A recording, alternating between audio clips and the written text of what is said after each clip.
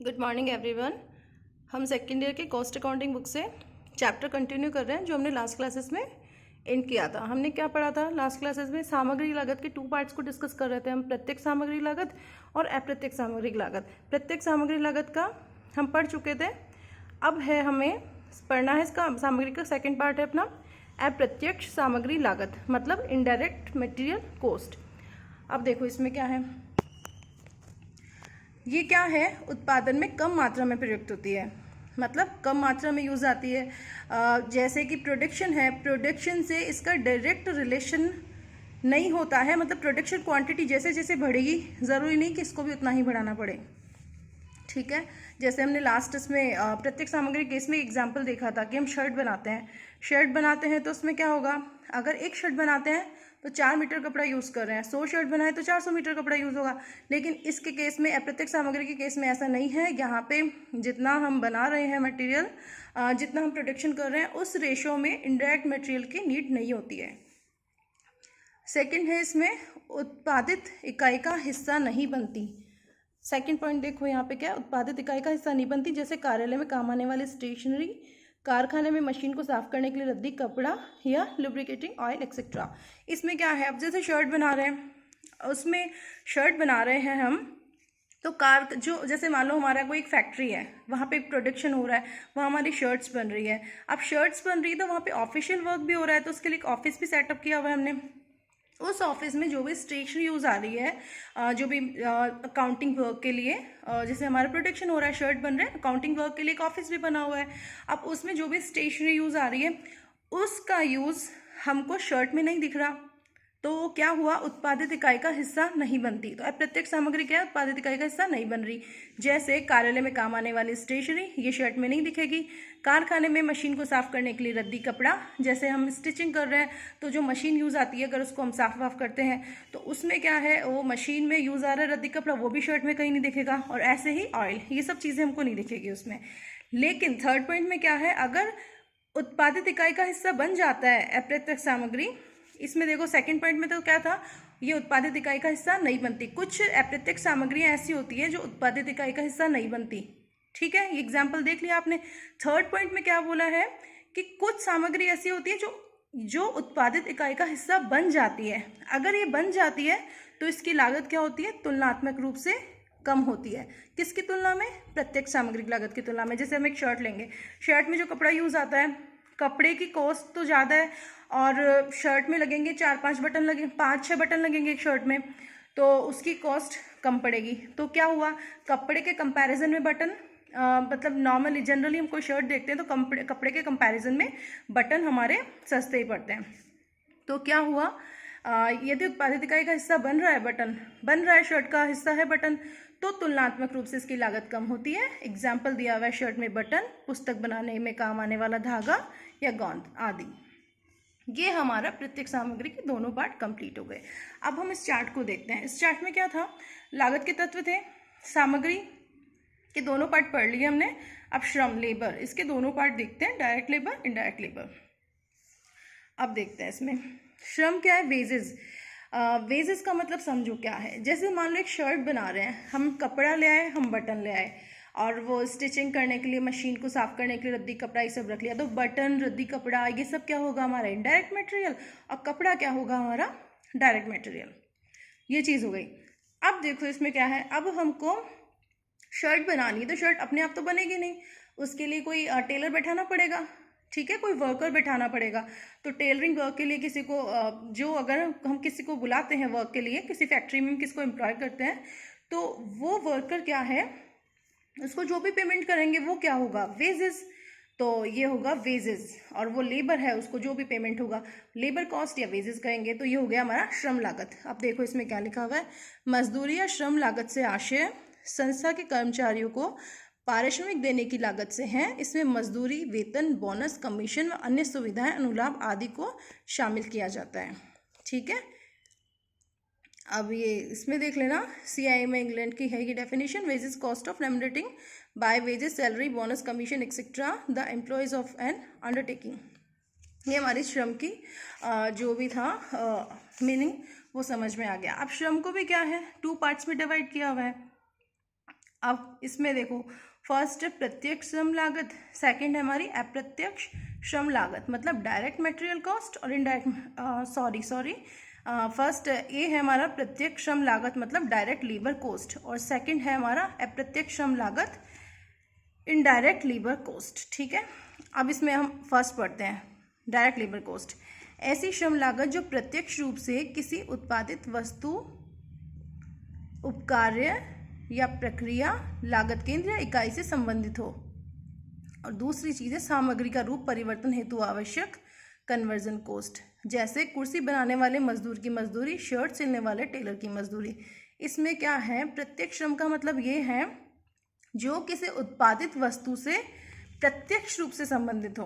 प्रत्यक्ष रूप से संबंधित कैसे, अब जैसे मान लो कोई शर्ट बन रही है, तो शर्ट बनाने के लिए कौन, टेलर है, टेलर को एम्प्लॉय किया हुआ है, तो उसकी जो वो पेमेंट होगा, टेलर को जो पेमेंट करेंगे हम, जो मजदूरी होगी उसको क्या बोलेंगे, प्रत्यक्ष श्रम लागत, क्योंकि शर्ट बनाने के लिए वो डायरेक्टली उससे क्या बोलते हैं, संबंधित है, उससे डायरेक्टली रिलेटेड है।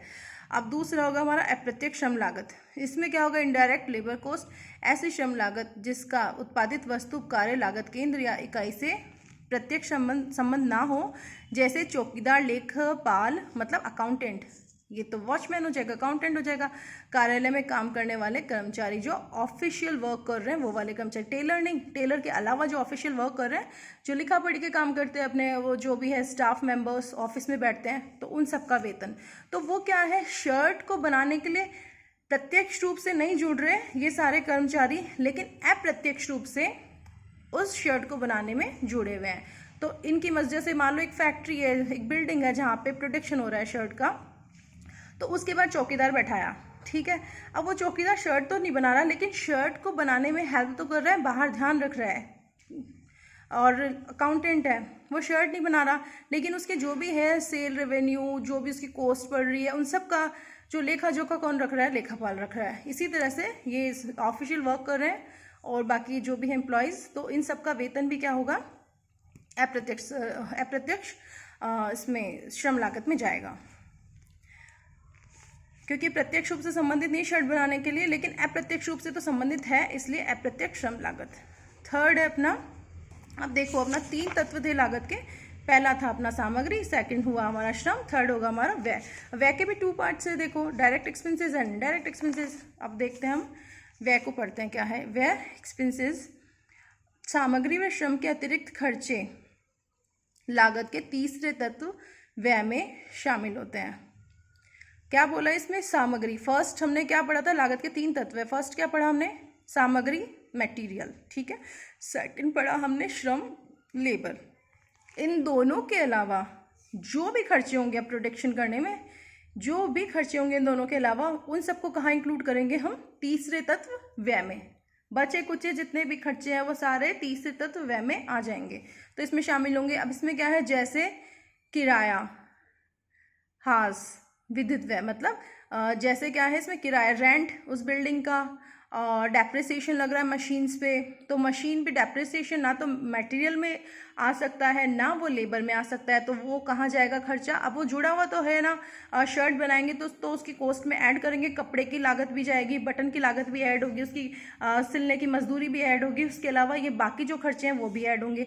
जैसे मान लो हमने कोई रूम है जहाँ पे ये सब चल रहा है, स्टिचिंग वगैरह सब वर्क चल रहा है, तो वहाँ लाइट भी हम ऑन कर रखे हैं, तो इलेक्ट्रिसिटी चार्जेस वगैरह भी, लाइट पंखा जो भी हम यूज़ करते हैं वो सारे इलेक्ट्रिसिटी चार्जेस भी कहाँ आएंगे, ना तो वो मटेरियल में जा सकते हैं ना लेबर में जा सकते हैं, वो कहाँ इंक्लूड होगा, थर्ड पार्ट में इसके व्यय में। और किराया, हास, ये सब उस बिल्डिंग का किराया और मशीन पे डेप्रिसिएशन, ये सब यहाँ पे ऐड हो जाएंगे। व्यय में वास्तविक और काल्पनिक दोनों तरह के खर्चे शामिल होते हैं, ये मैंने फर्स्ट क्लास में बताया था। वास्तविक खर्चा तो क्या, अगर आपने आपने अगर किसी से बिल्डिंग, जो आप जहाँ पे प्रोडक्शन चला रहे हो, वो बिल्डिंग आपने किसी से रेंट पे ली है, तो आप किसी को रेंट पे करते हो, तो वो एक्चुअल में कैश आपका जा रहा है, तो वो क्या हुआ, वास्तविक व्यय हो गया। काल्पनिक व्यय क्या, आपकी खुद की बिल्डिंग थी, खुद के घर की बिल्डिंग थी, आपने उसी में प्रोडक्शन स्टार्ट कर दिया, तो उसका खर्चा एक्चुअल में आपको देना नहीं पड़ रहा उसका खर्चा आपको बाहर किसी को, लेकिन वो खर्चा एक तरह से काल्पनिक खर्चा क्यों है, अगर आप उसको खुद के यूज़ में नहीं लेते, अगर वो बिल्डिंग आप खुद के यूज़ में ना लेते प्रोडक्शन में, तो आप किसी और को रेंट देते, किसी और को रेंट पे देते ना वो, तो उससे क्या हुआ, आपका रेंट का जो लॉस हो रहा है तो एक तरह से आपका काल्पनिक खर्चा है। तो एक्चुअल में आपका कैश इनकम नहीं हो रहा, लेकिन आपके पास कैश आती किसी को रेंट पे देने पर उस इनकम का लॉस हो रहा है आपका, तो एक तरह से क्या मानेंगे, इसको काल्पनिक खर्चा मानेंगे।